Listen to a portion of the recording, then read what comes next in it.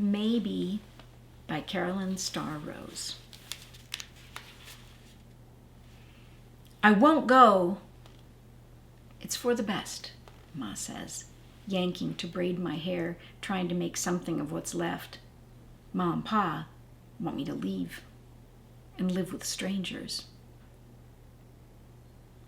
I won't go.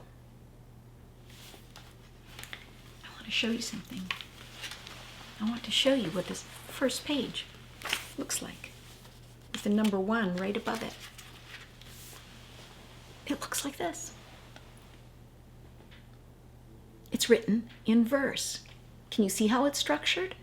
The very first sentence is the same as the very last sentence, so it has a kind of a rhythm to it. I've already learned something about Maybe. I've learned that she's stubborn. I don't mind stubbornness.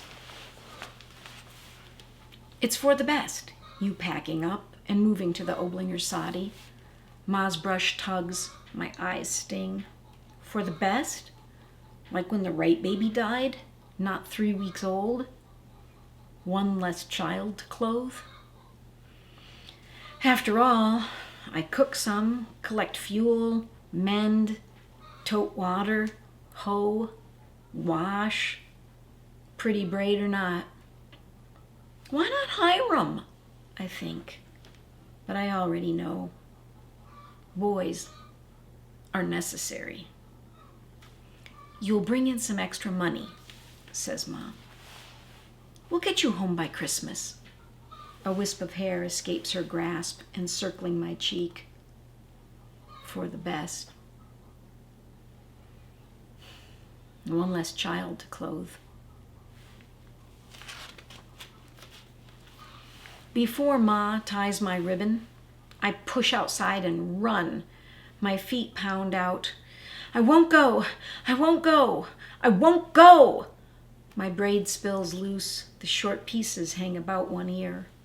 Hiram. The hunk of hair he cut because I dared him to. He got his lashing like we knew he would. His smile, full of pride. Why didn't he cut it all? Then maybe, like Samson in the Bible, I'd be useless too. I stop when home is nothing more than a mound on the windswept plain.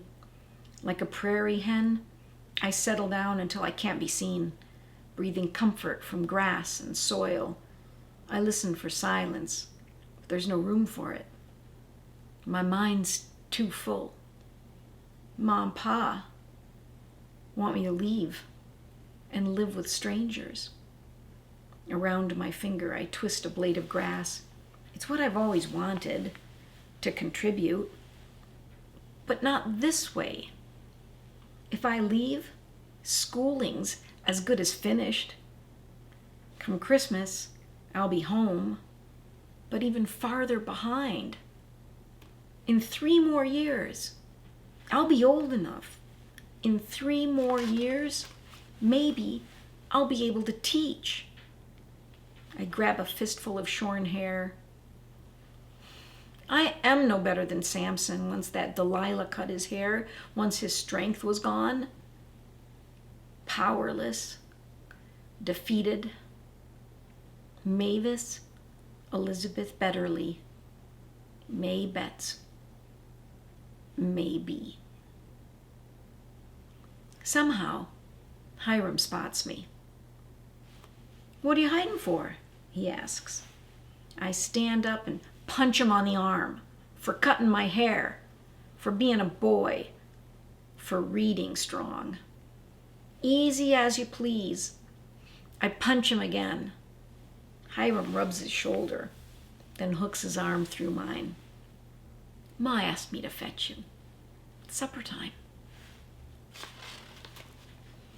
Our soddy's dark and smells like the prairie with its freshness stolen away. Ma's laid the table. Pa's boots are near the door. I tuck my hair behind my ears and sit down with Hiram. Ma told you? Pa asks, straight after Grace. Better pack tonight. I nod, stare down at the chicken fixings. No everyday salt pork tonight. Ma's even set out tinned peaches. The homestead's 15 miles west of here, Pa says. The bride's not settled. Got here after Oblinger built his soddy. Pa looks at me. She's missing home. Won't I miss home? Ma touches my hand. It's just till Christmas, May. I push away my peaches left untouched. I think this is a good time to talk about what a soddy is. I bet some of you have wondered what a soddy is. A soddy is a type of house. It's the type of house that was built out when the settlers moved to the prairie. The prairie stretched as far as you could see, flat, and almost nothing to interrupt it. Hardly any trees. Maybe along a creek there might be a few. But it was a great stretch of grass, and that grass was a living organism. And what was kind of unique about the prairie was it set down really strong, thick roots. So if there was a year where there wouldn't be much rain and the grass looked dead on the top, the roots were underneath living and just waiting for rain to come for the prairie to spring back to life. So when people moved out there, because it looked like good flat land to farm, I mean, you didn't have to remove trees to make your farmland. They didn't have the materials to build a house. They didn't have trees to cut down and saw up to make their homes. So they had to use what was available. So they cut the prairie into chunks, into pieces, kind of big, maybe about this thick. And then they stacked them. They stacked these pieces up like bricks, like big fat bricks, to make their houses. So their houses were made out of dirt with the roots of the prairie holding that dirt in place. But of course, it really was just dirt, and it had insects in it, and it could kind of disintegrate a little bit when the rain hit it. So it wasn't a perfect building material, but if they stacked it, it was nice and warm, and they could stack it up, and they could even put a window in with a frame, so that they didn't have a lot of windows, and they were really small because these structures couldn't get big and elaborate. They would just collapse. So they were small, but they were starter homes. Your floor was often dirt. If you lived in a soddy, you kind of imagine what might smell like in there, right? On a rainy day. But it could keep you warm in the winter. And the winters on the prairie could be very harsh. So that's what a soddy is. That's the home that Maybe lives in. And that's the kind of home she's going to. Once the table's cleared and Hiram's out with Pa, Ma opens her hope chest. She unfolds her finest pillowcase and slips my Sunday dress inside. She adds her old calico, worn a yellow-brown, and a chemise made by her own Ma. You'll need some shoes. Ma pulls out boots I rarely see, dainty and ladylike. I'm to leave Hiram's old pair for her. 3 dresses, counting my work dress, Ma's chemise, along with my own, 2 sets of stockings, 2 pairs of bloomers, 2 aprons, my coat, woolen mittens, new shoes. I pull the crate from under my bed, taking my reader and my slate. Ma sighs. Ain't no way you'll keep up with the rest. I know, I say. I catch what's not said. It's foolishness to keep pretending. What sort of teacher can't read out lessons? Maybe can. Maybe can't. A slate, school is really different then. 1 room, children of all ages in it. The slate is what they would write on. So it's like a little mini chalkboard. And they would write on that and erase it. So they didn't have paper. And they had a slate and they had a reader, and that reader contained lessons. But if you haven't already noticed, May wants to be a teacher, but May's a struggling reader. I remember when we first came what Pa used to say, "Hiram and you are young as Kansas, as fresh to life as the prairie state."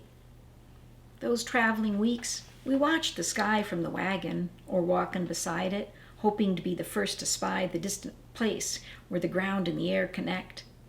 This became our game, Hiram's and mine, and once, on our land, farther west than ever before, we stood on the gentle rise where the coneflowers and the wild mustard bloom, wind cutting my eyes.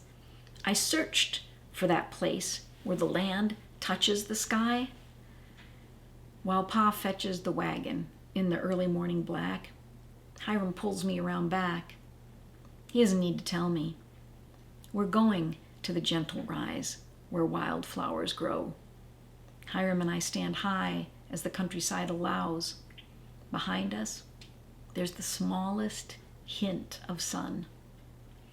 "Remember, May Betts, it's just beyond."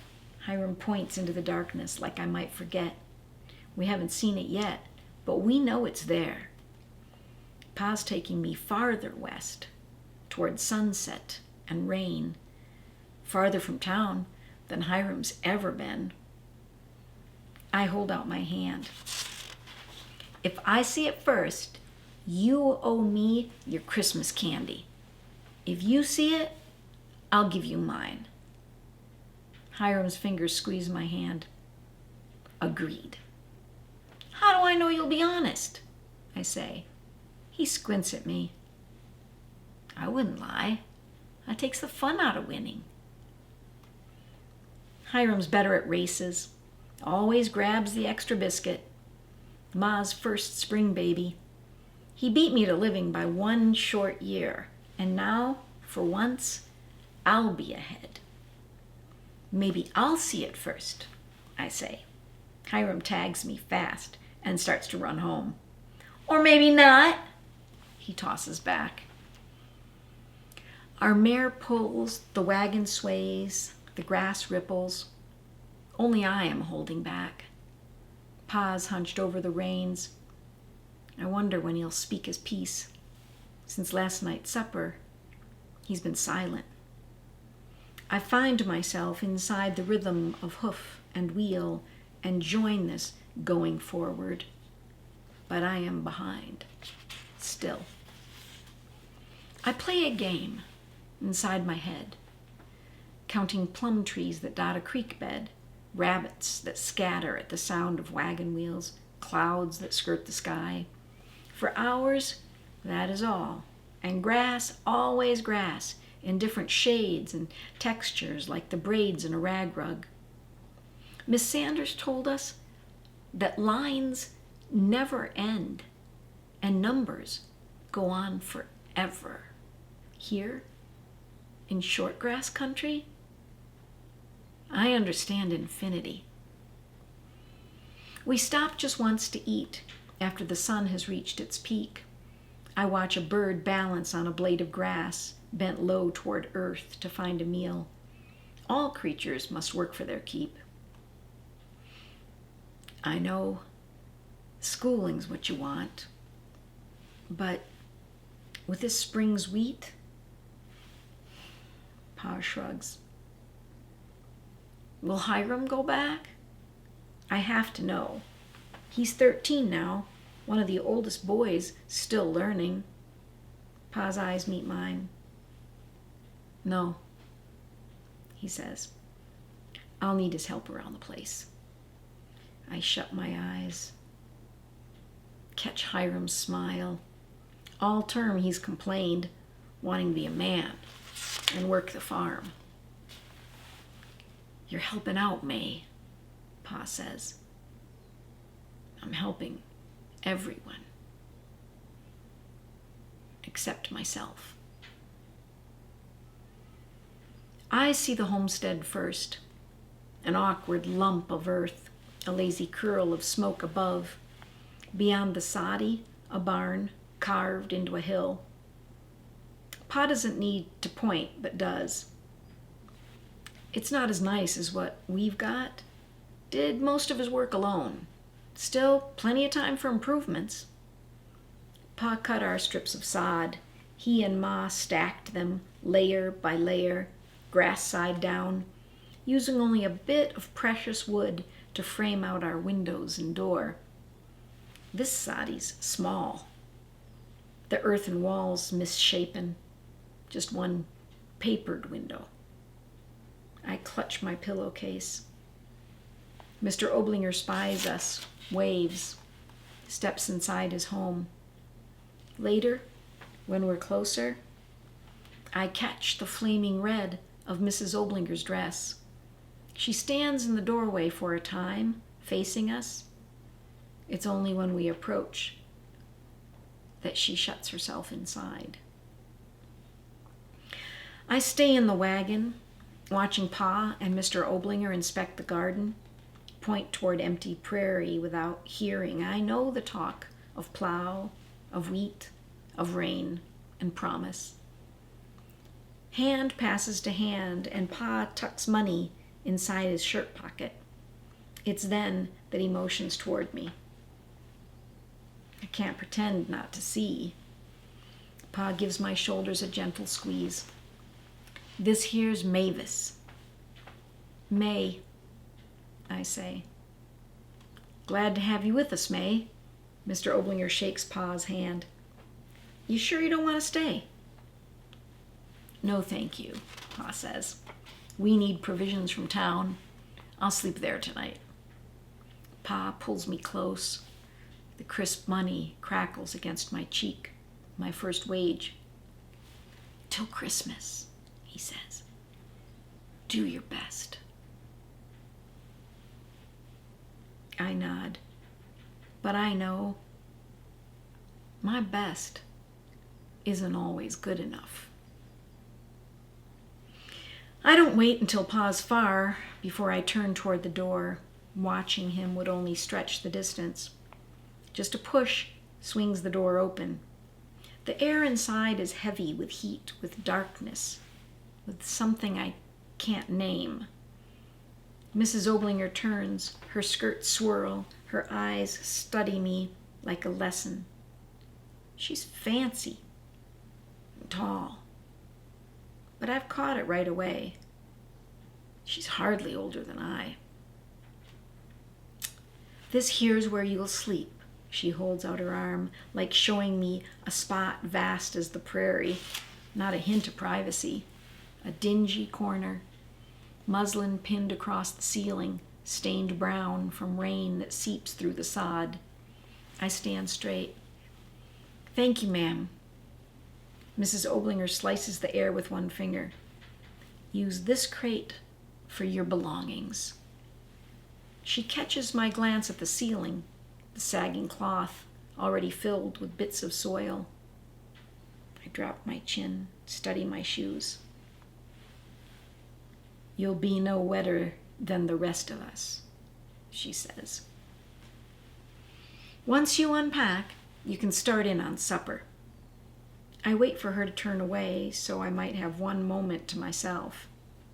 Mrs. Oblinger doesn't budge. From the pillowcase, I pull Ma's calico. My reader tumbles to the floor.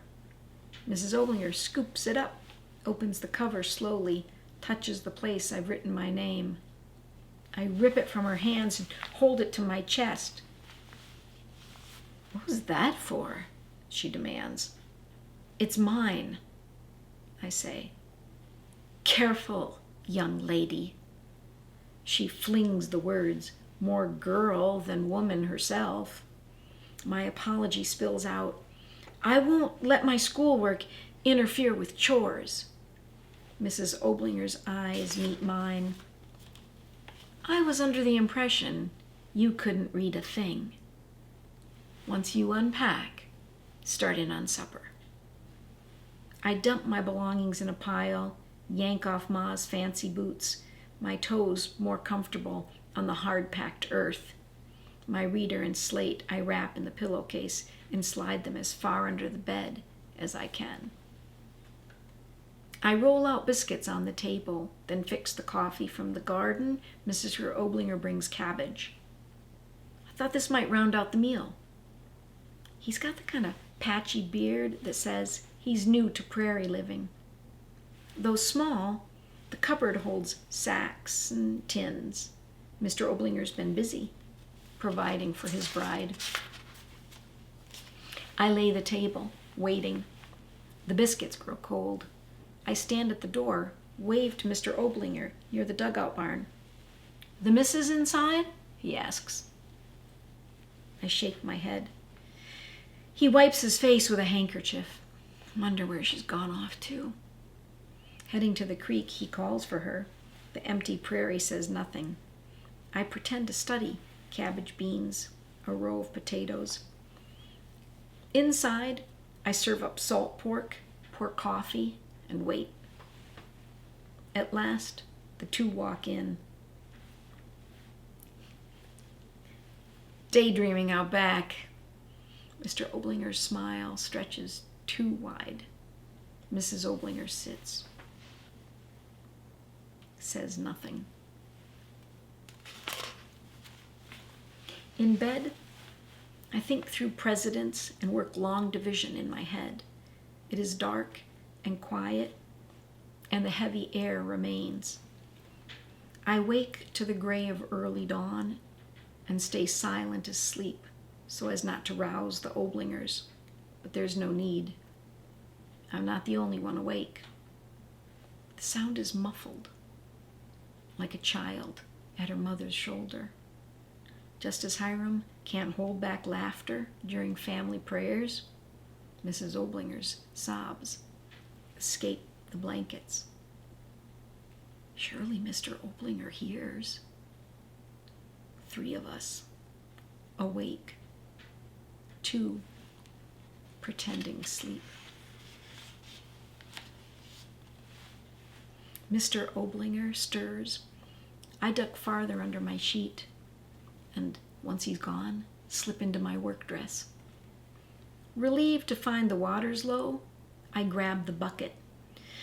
Outside, I breathe in sunshine, taking care not to spend more time than necessary, but still walking slowly enough to study sky and sweep of land, postponing the time when I must enter that closed-in space.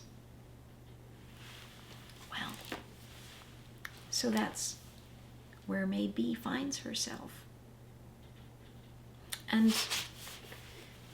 seems like, she's going to have her work cut out for her. She's there to serve, to help, to work. Mrs. Oblinger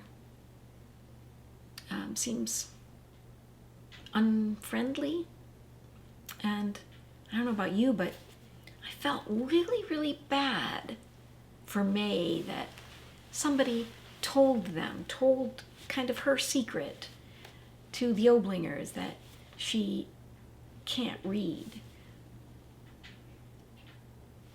I don't think that was right. How about you?